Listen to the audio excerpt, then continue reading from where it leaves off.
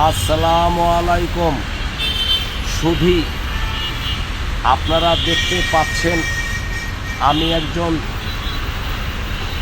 অন্ধ মানুষ। আমার নাম মোহাম্মদ আবুল হোসেন। আমি থাকি গোপালপুর, গাজীপুর জেলার টঙ্গী থানার অন্তর্ভুক্ত গোপালপুরে। আমার একটি ছেলে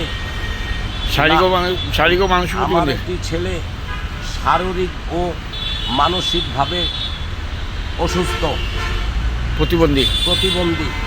ছেলেটির নাম মোহাম্মদ পারভেজ। ছেলেটি গত মাসের 19 তারিখ রোজ শুক্রবার দুপুর 2 ঘটিকার সময় আমার ভাড়া বাসা থেকে হঠাৎ নিখোঁজ হয়ে যায়।